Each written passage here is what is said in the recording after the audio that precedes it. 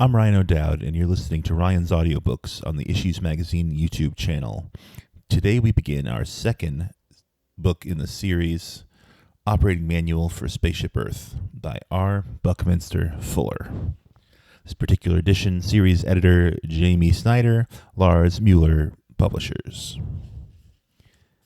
2.1. R. Buckminster Fuller, Operating Manual for Spaceship Earth. Introduction. All of humanity now has the option to quote-unquote make it successfully and sustainably by virtue of our having minds, discovering principles, and being able to employ these principles to do more with less. R. Buckminster Fuller.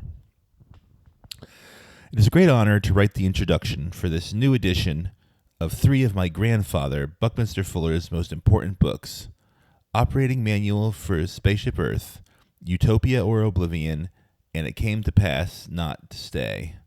To be able to introduce his work to a new generation of concerned humans at this critical moment in human history is indeed a privilege. These works, written 30 to 40 years ago, are time capsules of wisdom for which we are now ready. They provide desperately needed keys that can help us unlock the doors to a sustainable future for all of humanity. During the last few years of his life, my grandfather, my grandmother Anne, and I were living together in Los Angeles, just around the corner from my mother's home. Anne lived at this house full-time, while Bucky continued lecturing around Spaceship Earth, orbiting in and out of his West Coast base and his central office in Philadelphia. One day when I was driving him to the airport for one of his many trips, he said to me, "Jamie, we have half an hour now during this drive. What is the most important thing we can be thinking about?" I don't remember specifically how he responded on that occasion, but I am sure it centered on the big picture of making the world work for 100% of humanity. You never caught Bucky veering from that focus. It was the North Star by which he always navigated. And thus, in the few short moments that we have together during this introduction, I would like to begin where Bucky always began, by reflecting on what is the most important thing we can be thinking about right now. In the many years I was privileged to share with him, whether in our family setting, working with him on projects, traveling as his assistant, or producing his public lectures, he always spoke about how humanity was entering a critical moment.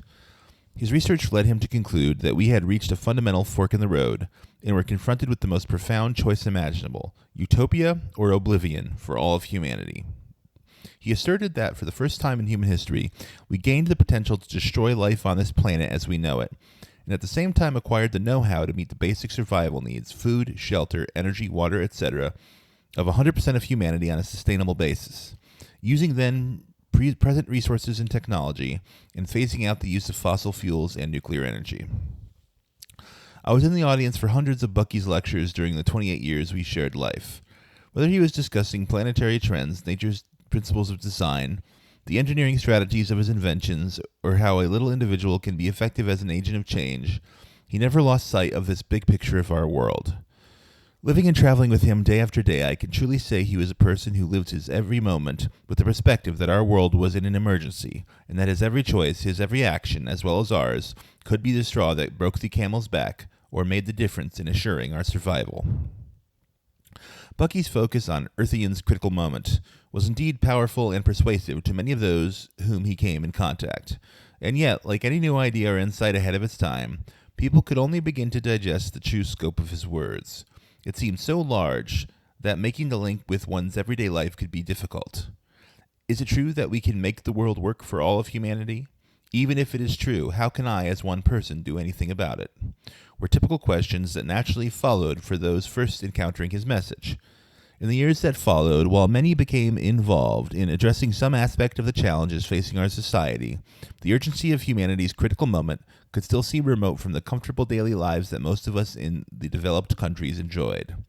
Yet today, Earthian's critical moment no longer is a new idea or a remote possibility. A comprehensive global crisis is now clearly dawning in humanity's collective awareness, interweaving dramatic climate change and massive environmental destruction as we hover close to points of no return, not to mention the ongoing hazard of nuclear weaponry and persistent large-scale extreme poverty. It has become harder and harder to avoid the recognition that we are in a full-scale planetary emergency. For example, Scientists suggest that if all the trends continue in the dramatic melting of the North Pole's ice cap, it could be gone completely within 5 years. Yet even as we become more aware, it can be very difficult to move fully out of denial about our predicament without the cognition that there is a future scenario where we can turn this emergency into an emergence of sustainability for all life on Earth. How can the book in your hands, editor's note, or in your ears, amplify your capacity to understand that scenario and to participate in steering Spaceship Earth into a path of emergence into safe harbor? It is my experience that one of Bucky's greatest gifts is his capacity to illuminate the very largest picture possible in a way that allows us to more easily discover the specific actions we can take right now, today, that will make the biggest difference in addressing the crises before us. He described this process as the discipline of being both macro-comprehensive and micro-incisive. Either side of the polarity by itself would, in his view, be imbalanced, and hence completely ineffective. Bucky called this grand strategy of problem-solving comprehensive anticipatory design science, and suggested it was the most effective approach for addressing the global challenges facing humanity. Bucky championed a design revolution, maintaining that it was far easier to reform the environment than to attempt to reform people. For example, he posited that if you designed a new bridge and then built one over the dangerous roaring river near a local village, where villagers had historically lost their lives attempting to cross, people would naturally discover its usefulness in their lives. The old patterns of life would organically give way to new as the villagers began to use it, ultimately solving the very complex problem of how we make Earth's finite resources and energy income sustain a human population that could reach over 9 billion by mid-century, without destroying our ecosystem in the process. Will require design innovations to re-engineer our world's life support systems. Just as this year's computer is higher performance and lighter weight than last year's, or compact fluorescent light bulbs use less energy and last longer than the comparable incandescent light, it is only by increasing the overall efficiency of our global infrastructure, doing more with less as he observed nature doing constantly, that we can realize the dramatic potential of comprehensive success for all humans. So, what is the most important thing we can be thinking about now? What about tomorrow? While the particular matters of tomorrow will not be known until then, the urgencies of this Earthian's critical moment will probably be a context in which we will be thinking and living from now on. The only question, Bucky asked, is whether we will respond deliberately and constructively, or be reactive by default. In a letter to an associate, he wrote, I am pitting a world-around bloodless, constructive design transformation revolution against a world-around destructive, bloody revolution. The design science revolution can be won by all. The bloody revolution can be won by none. The good news is that the design revolution is alive, well, and flourishing all around our planet. While only some involved would call it by that name, individuals, organizations, and institutions around the world today are designing and implementing solutions to the most vexing problems before us, using many of the same principles Bucky employed. Even while most of the public debate on the front pages of the newspapers and mainstream television focuses on the bloody side of the coin, if you look just a little further, this most encouraging news of the design revolution continues appearing everywhere else. The attention and participation we each give to this design revolution will add to its strength. In the end, will it be enough? And soon enough? Who knows? Surely it will depend on what each and every one of us does, every moment of every day for the rest of our lives. Something hit me very hard once, thinking about what one little man could do. Think of the Queen Mary. The whole ship goes by, and then comes the rudder. And there's a tiny thing on the edge of the rudder called a trim tab. It's a miniature rudder. Just moving that little trim tab builds the low pressure that pulls the rudder around. Takes almost no effort at all. So I said that the little individual can be a trim tab. Society thinks it's going right by you, that it's left you all together. But if you're doing dynamic things mentally, the fact is that you can just put your foot out like that, and the whole big ship of state is going to go. So I said, call me trim tab. Buckminster Fuller, page 46 of the transcript of an interview with Barry Farrell for Playboy, February 1972. Confronted with a deep sense of the urgency of our planetary predicament, I was humbled by the task of deciding which 3 of Bucky's 24 books would be the most fitting for a publication. Which would be the most powerful trim tabs of our times? From the beginning, Operating Manual was a no-brainer, a short, concise, and yet comprehensive map of the whole picture of the how to make the world work for everyone. It had been in 1969 one of his bestsellers. Then there was its counterpoint and sequel, Utopia or Oblivion. Hardcore Bucky, comprehensive and then some. Unabashedly redundant, an unadulterated, uncut, and unplugged journey, largely through a sampling of the talks he gave around the world. At first I thought the third book should be a final installment of a trilogy outlining his planetary visions, maybe his Earth Inc. or Grunch of Giants. And then an aha moment. The world out of context was a world in trouble, and the world was only a facet of the Bucky I knew, always considering the true big picture to be the universe. So I turned to the lyrical, philosophical Bucky, in the volumes of his poetry, or as he calls it, ventilated prose. In contrast to his writings, which evolved out of a transcript from his lectures, his poetry is intimate by nature, reflecting an innovator in the realm of language and cosmology, beginning from a pen in hand. I wanted a well-rounded series, and it came to pass could not be more round. It moves from the universal and sublime to the staggering awe of this dynamic world in transformation, finally sealing the deal for me with its inclusion of my favorite piece of his writing, How Little I Know. Rereading these 3 books for the first time in a few decades took me on an unexpected journey. Even though Bucky's worldview permeated our family life during my childhood, and after his passing in 1983, much of my own life's work has continued to be interwoven with his legacy, this rereading had a dramatic effect on me. Remarkably, there has been some quickening of comprehension that has been reverberating in my awareness ever since the project began. While I had been given all his books as a teen and probably read them at the time, I only gleaned an inkling of what they actually meant. I have had occasion to reference them from time to time over the years, yet I had never sat down to read them cover to cover, as I did this past winter during a concentrated 3-month period. With the perspective of being in my middle years and with dramatic evolution in the circumstances of our world, I felt I was hearing Bucky's core message for the first time, and it resonated deeply. On the one hand, it seemed to be a distant voice from the past. On the other, a message precisely designed for our times in the nascent 21st century.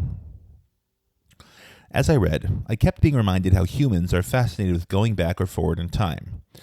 With the now universal presence of video cameras, I'm sure we have all had one of those moments when someone asks, "Hey, let's make a recording of ourselves talking to our grandkids after we're gone."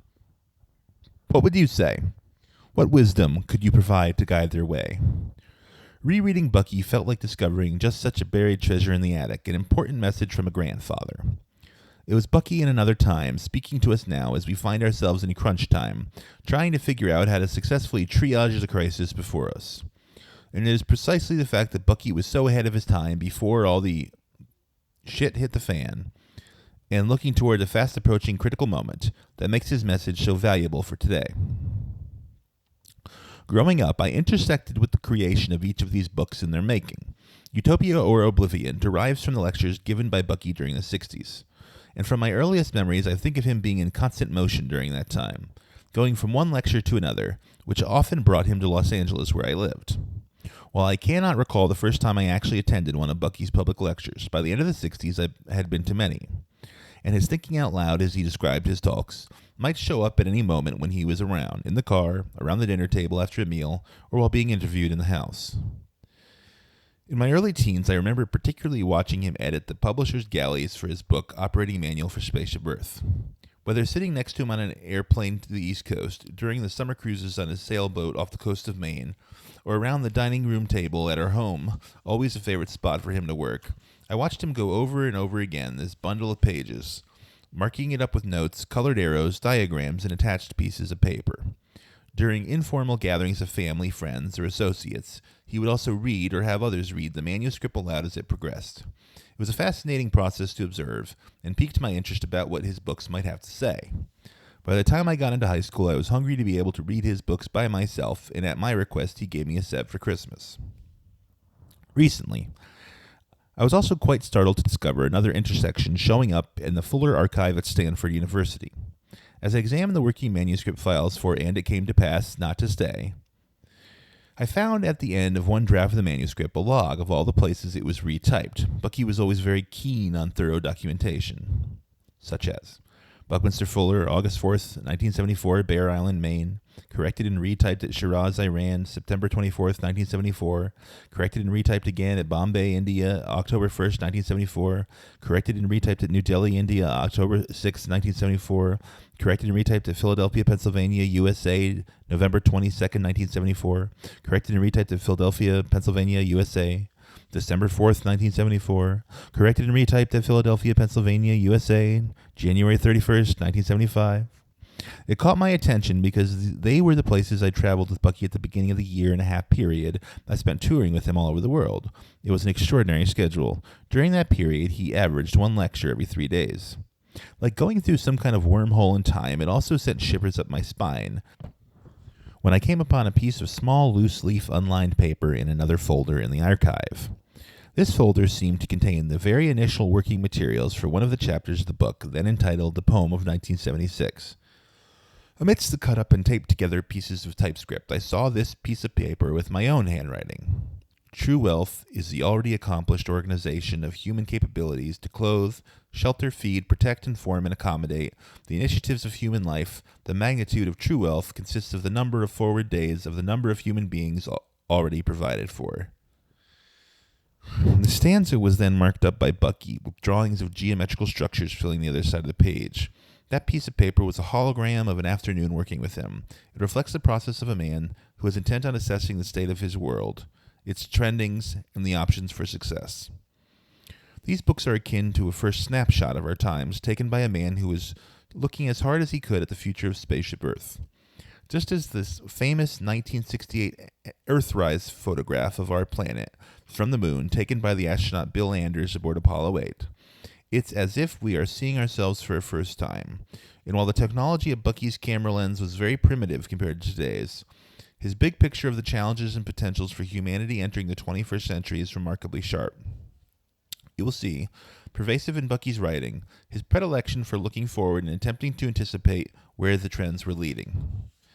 He enjoyed and felt the import of making predictions, prognostications as he liked to call them.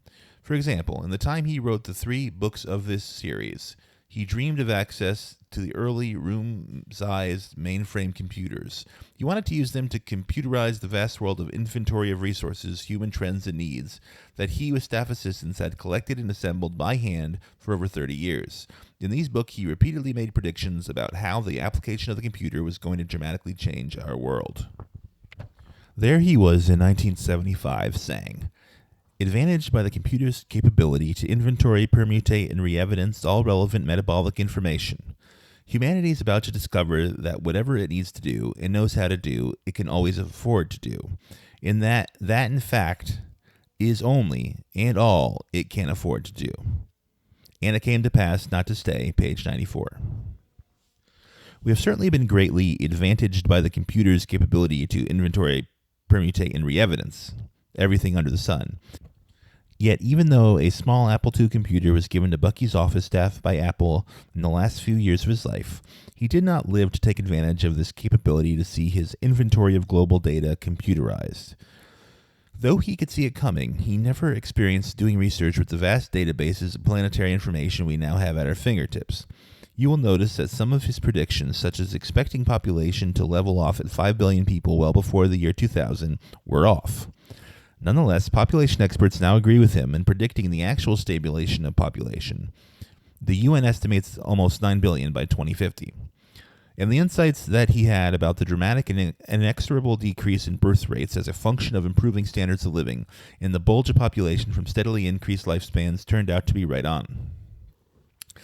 In 1965, at a U.S. Department of Labor Committee meeting, there is Bucky saying, "It is now also dawning upon industrial society that it could be even more successful while depending exclusively upon the potentially enormous energy income, in contradistinction to living almost exclusively by burning up our capital principal, that is, our savings account energy, in the form of fossil fuels.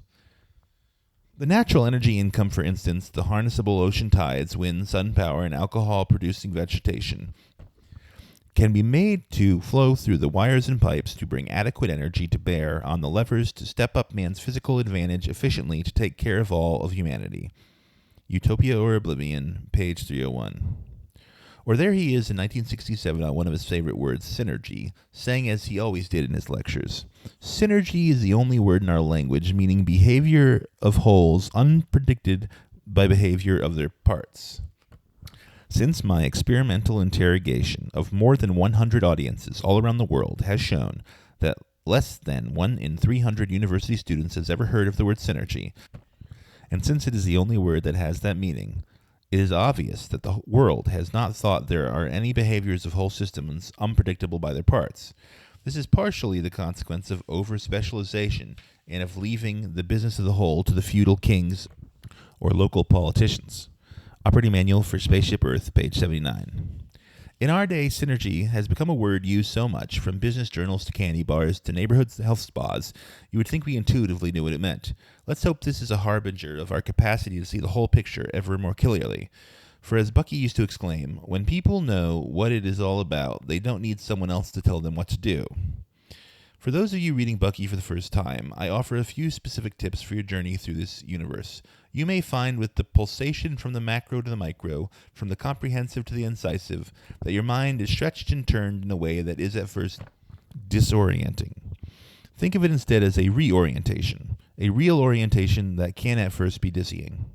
Give yourself a lot of time. His books are thinking tools, catalysts for shape-shifting, for leaping far beyond the box of normal habitual thought processes. Perhaps a dose a day will be your pace to thoroughly examine and digest the ideas as they come, paying attention to the changes in your own awareness, daily, weekly, even monthly. Be encouraged. Like learning a new language or a new computer program, I trust the current brain researchers would confirm that reading Bucky is just the kind of endeavor that can help us build brain cells and their interconnections. Bucky also invents new words, or uses common words in ways that are new, precisely because he's attempting to steer clear of the limiting habits of thinking we all inherited. Starting at the age of 32, he made it a discipline to think carefully about the words he used, resisting the temptation of saying things the way everyone says them, dispelling the attempt to make them more palatable.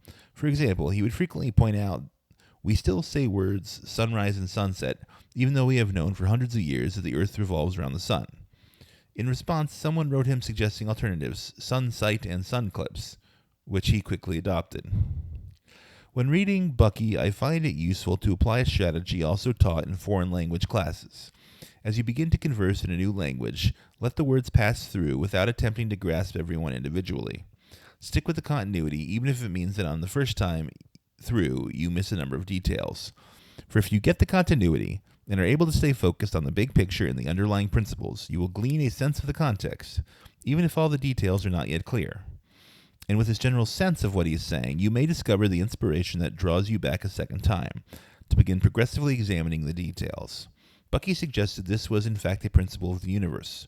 There's a fundamental advantage in any problem-solving or critical thinking when one starts with the whole or overview and then proceeds to the parts or details. A longtime friend and close associate of Bucky's, Don Moore, a gifted systems analyst and engineer, always used to say, Bucky is the one person I've ever met for whom nothing was ever out of context. And for Bucky, the context, the way to see clearly our way through the challenges facing humanity, is always by starting with the whole universe. For Bucky, the answers to the problems of our world are all around us in the beautiful design of our universe. And in the end, more than the facts, figures, particular predictions, or solutions he developed were the underlying principles of a universe to which he was pointing. Thank goodness nature reveals to us the state of the art in design and technology, if we will look. Jamie Snyder, California, May 2008. Thus concludes Section 2.1 of Operating Manual for Spaceship Earth by R. Buckminster Fuller. Tomorrow, we will continue into Chapter 1, Comprehensive Propensities, Section 2.2. See you then, and alam.